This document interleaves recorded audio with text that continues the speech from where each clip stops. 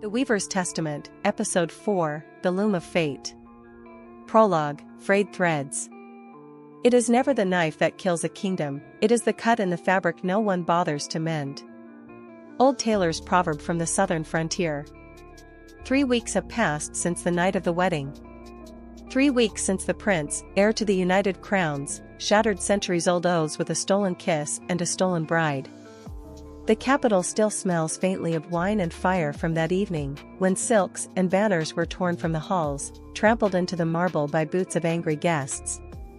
Rumors grow heavier than the rain clouds above the palace spires. Some whisper that the bride was bewitched. Others claim the prince had been promised to her in secret before the war, and the marriage to the king's chosen lady was only a ruse. Whatever the truth, the rebellion now brewing among the insulted Eastern lords is no rumor. It is as real as the empty throne in the great hall. The weaver, silent, unseen, keeps tugging at the threads. Chapter 1, In the Shadow of the Wedding Fires. The palace courtyard is quieter now, but not peaceful. Blackened candle stubs cling to iron sconces. Musicians' benches lie overturned, their strings snapped, the harpist's last note still echoing in memory. Lord Mayor of House Vehlon stands at the eastern balcony, a letter in one hand, a dagger in the other. The parchment bears the crest of the eastern marches, a serpent coiled around a tower, its seal broken and smeared. The words inside are simple, venomous. You took our honor. We will take your crown. Mayor breathes deep, tasting the bitter wind rolling from the southern deserts. The king's court is split, some call for immediate war against the eastern host. Others whisper that the prince should be forgiven, that his choice may forge a stronger alliance than the planned wedding ever could. In the chambers below, the Queen Mother prays not to the gods, but to the weave itself, begging for a vision. Chapter 2, Riders in the Ashlands. Far from the capital, in the blackened plains of the charred spires, a small column of riders moves under a blood-red moon. At their head, Viserion. His black hair whips in the wind, his blue eyes fixed on the horizon. Beside him, the stolen bride, veiled and silent, rides a white courser. Behind them, 6 of the king's own royal guards, now oathbreakers, steel glinting faintly in the moonlight. Their swords, forged of the rare Scarthium steel from the lost forges of Nerith, gleam with the promise of deep, perfect cuts, steel that drinks the light rather than reflects it. They ride not for safety, but for conquest. Viserion's ambition is a quiet fire in his chest. The eastern lords will hail him as savior. The southern tribes may bow. And the throne? In time, it will be his, woven not by chance, but by his own hand. Far above, a lone Manticore circles, its eyes burning with the same blue fire as its master's. Chapter 3, The Quiet Knife. In the echoing tunnels beneath Aether's air, a lone figure glides like a shadow between pillars of cooled obsidian. She wears no crest, no armor, only a simple robe dyed the color of dried blood. Her hands rest lightly on 2 curved daggers, blades so thin they could slide between ribs without leaving a mark. This is Selka, master assassin of the Veiled Hand. Her contract is simple, end Viserion before he unites the eastern marches. Her informants tell her the prince's trail leads south through the Ashlands. But Selka has something more than maps, she has the whispers of the weaver. The same dream, repeated for nights, a black-haired man, blue eyes like winter sky, falling beneath a silver blade while a manticore roars in the dark. She intends to make that vision real. Chapter 4, The Council Fractures. Back in the capital, the king's high council meets in the great marble hall. The atmosphere is thick with incense and barely veiled contempt. Lord Vehlon of the Wind Bastions pounds the table, demanding that the army march east before the rebel banners can be sown. Lady House Vehlon, draped in robes smelling faintly of salt and brine, warns that to move the fleet away from the coast will invite piracy and southern invasion. And in the corner, silent as stone, sits Evangeline Veltharn, the unburned duchess, her eyes half-lidded, studying the council as though weighing them for the pyre. When she finally speaks, the room chills. The prince has chosen his war. If we chase him now, we fight on his terms. If we wait, he will bring the war to our gates, and then the people will remember who failed them. The council splinters further. Some agree with her cold logic. Others see it as cowardice. Chapter 5, The Blood Pact. In the eastern marches, Viserion stands before a gathering of lords beneath the serpent banner. The stolen bride, now unveiled, is Lady Saria of House Vehlon. Her beauty is a weapon, but her mind sharper still. She speaks before her kin. The king thought to bind me to his puppet. My heart, my sword, and my claim lie with Viserion. Together, we will cut the old threads and weave our own. One by one, the eastern lords kneel, not to the crown, but to him. Each lord pricks their palm and lets blood drip into the obsidian basin between them. Viserion does the same, sealing the pact. The Manticores chained in the hall rumble low, sensing the bond of war. Chapter 6, Ambush in the Ash. 2 nights later, Selka finds them. The prince's column camps in the hollow of a ridge, firelight flickering against jagged obsidian. She moves like a serpent through the dark, her daggers catching no light. But the Manticore smells her first. It roars, a sound like tearing metal, and the camp erupts in chaos. Steel clashes, arrows whistle, and the stolen bride vanishes into the shadows with one of the guards. Selka almost reaches Viserion. Her blade draws a thin red line across his cheek before a wall of Scarthium steel forces her back. The prince smiles at her through the blood. You're good. But I've read this part of the thread. You don't win tonight. And then, from the ridge above, war drums begin to beat. The eastern host has arrived early. Chapter 7, The Ashen Spear. The eastern host pours into the valley like molten steel, 20 banners snapping in the hot wind, Manticores straining at their chains, and the front ranks bristling with spears tipped in Scarthium, the rare or mined only from the Nightbane rift. Viserion rides to the fore, his black hair streaming, his mount's eyes glowing ember red. He raises his sword, Vanesong, forged from the same ore as the eastern spears. Its edge hums faintly, as though whispering battle lust. Tonight, he calls, we are the knife at the realm's throat. Strike true, and the old weave tears forever.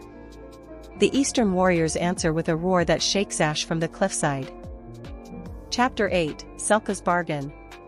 Hidden among the enemy's forward scouts, Selka watches the chaos unfold. She's failed to kill the prince, but she sees opportunity. War makes corpses, and corpses hide many blades. She approaches Lord Morik of House Sarenth, an eastern bannerman whose loyalty to Viserion has always been suspect. Her offer is simple, aid her in getting close to the prince during the battle, and she will see him made ruler of the marches in Viserion's place. Morik's eyes narrow. I serve myself before banners. If your knife writes me into the next weave, I'll open the path. The pact is sealed with no more than a nod. Chapter 9, The Manticore Charge. The first clash comes at dawn. Viserion unleashes the Manticores in a sweeping flanking maneuver, their spiked tails breaking shield walls and scattering the king's vanguard. The beasts tear through the ranks like living siege engines. Evangeline Veltharn's Ashguard meet them head-on, flame-channeling spears glowing red-hot, singing Manticore's flesh.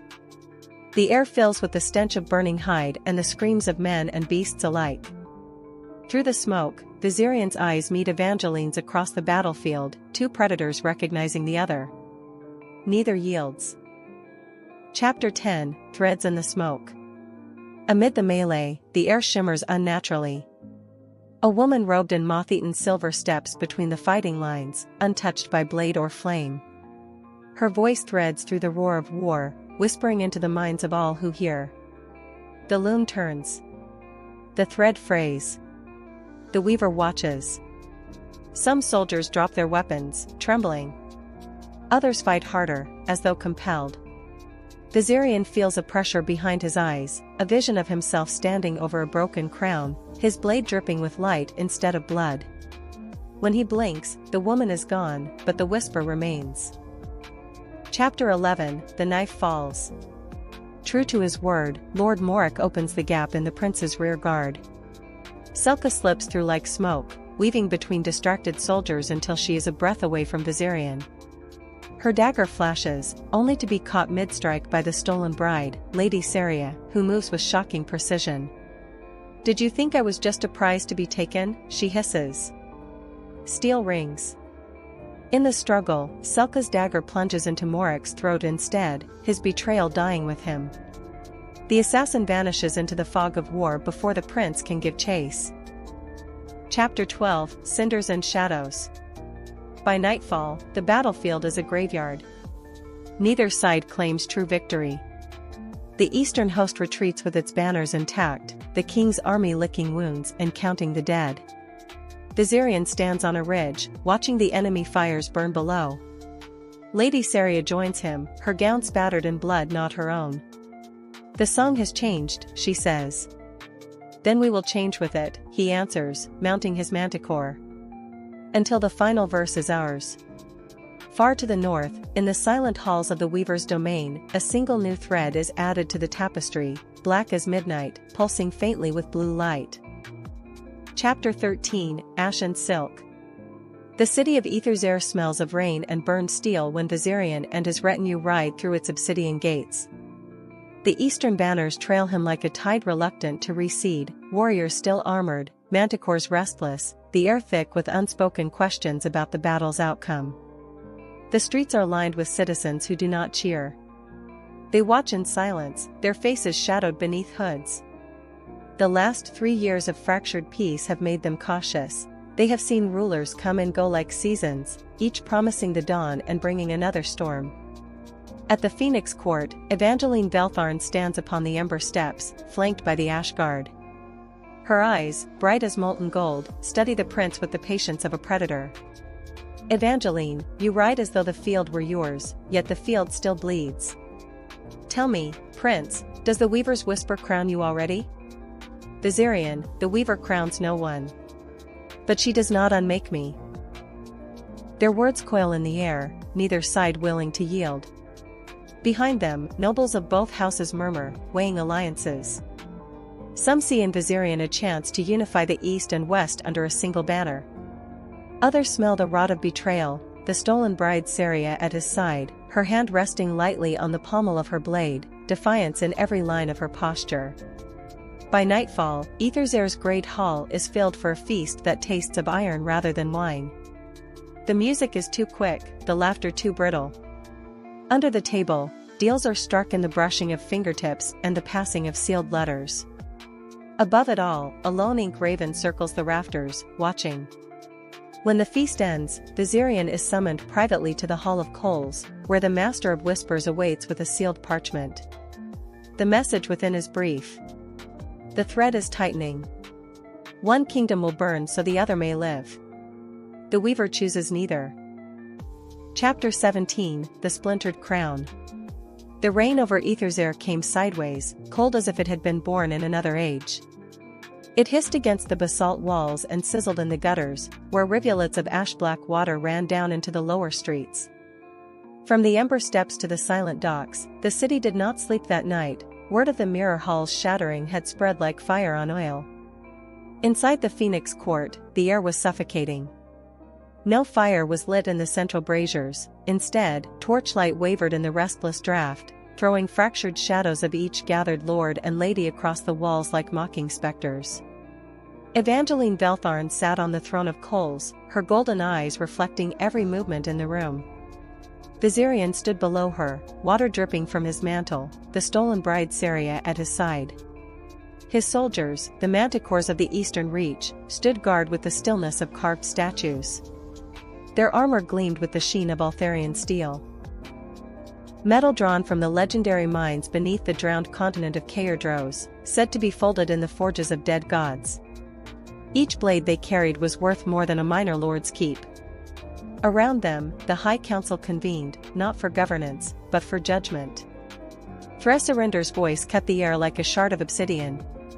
"Thres, you took her from her vows before the eyes of gods and men. You spit on law, on order, on the very peace we bled to build." Viserion, peace? He laughed once, low and without warmth. "What you call peace is a truce of cowards. A kingdom bound by silence is not a kingdom, it's a graveyard. Gasps, murmurs, and the tightening of grips on ceremonial daggers followed. Across the chamber, Viserion Vehlon's gaze was steady, sea blue eyes betraying neither condemnation nor approval. She had brought no warriors to the capital, only her most trusted seer and 2 diplomats, but her presence alone was a counterweight in the political storm. While the voices clashed, the Weaver's shadow lay heavy. Since the vision in the mirror hall, no one could fully escape the feeling that their words were being pulled into some larger pattern, threads woven into a tapestry none could see in full. A messenger burst through the carved doors, a young Ashguard, breathless, his eyes wide. "My lady, there is unrest in the Ash Docks. 3 banners, none of them sworn to Veltharn, have been raised. They call for the splintered crown." The room shifted from tense to volatile in an instant. The splintered crown was no minor rebellion, it was the ancient sigil of claimants who believed the throne should not be bound to a single bloodline. It meant uprisings, mercenary armies, and assassins in every alley before the week was done. Evangeline rose slowly, each movement deliberate, her phoenix cloak spilling down the steps like molten gold. "Evangeline, then the first fire has been lit. And I would see who dares fan its flames." She turned to Viserion. "You will go to the docks. UW. You will put down this spark before it becomes a blaze. If you fail, your claim, your bride, and your mantle burn with it." Viserion met her gaze without flinching. "Viserion, if I go on my terms. I will not be herded like a dog into your war." A tense silence followed. Then, Saria's voice, quiet, but edged in steel. "Saria, then take the war for yourself." Her words landed like a thrown dagger. Some at the council table shifted uncomfortably, while others leaned forward, scenting blood. Viserion glanced at her, the hint of a smile touching his lips, but his eyes were already far away, on the storm brewing in the streets, on the factions that might be bent to his banner, on the song that already whispered his name in the alleys and taverns. Far below, in the rain-slicked docks, the first cries of rebellion echoed. Torches flared, ship's bells rang out, and above it all, the deep, low sound of the Weaver's bell, a note not heard in living memory, rolled across the city. The council chamber trembled with its resonance. Some swore they saw the torches flicker in patterns, as if the flames themselves were trying to write. Viserion Vehlon, softly, almost to herself, threads tighten.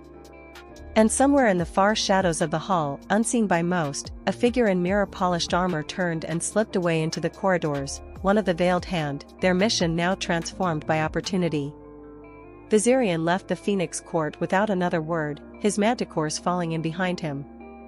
Rain hammered down, but he did not pull his hood. The streets were his now, and with each step, the song of his name grew louder. Tonight, Aether's air would bleed, and the splintered crown would rise. Chapter 19, Storm on the Wires. The city's veins carried word faster than any writer could. By dawn, the Ash Docks uprising was no longer a rumor, it was a truth shouted in alley markets, whispered in taverns, and carved into the breath of every messenger hawk that crossed the skyline. In Veltharn's high halls, the news came on damp parchment, set before Evangeline Veltharn while the dawn's light bled gold through the obsidian shutters. She read it in silence, her lips a thin line. The Ashguard captains at her side shifted uneasily. "Evangeline, the boy moves quicker than I expected, and the Manticore is no myth." "Ashguard captain, shall we intercept, Duchess?" Evangeline, shaking her head slowly, "No. Let him gather. The hungrier the hounds, the sooner they will turn on their master. We will choose the moment." Across the bay, in the smoke-veiled corridors of Arinder, the report arrived differently. Etched into thin silver plates, carried by a veiled hand operative whose mirror mask was still beaded with rain. There, Theresa Arinder read the account while Oriana's relic on the ruby throne pulsed faintly, as if in rhythm with her unseen breath. Oriana's whisper, "He is the song you heard in the vision. He will not be ignored. Therese, then he will be used." Already, the veiled hand moved to seed the docks with assassins posing as recruits, each carrying a shard of poison script that would, if spoken aloud, hollow a man's will like fruit left in the sun.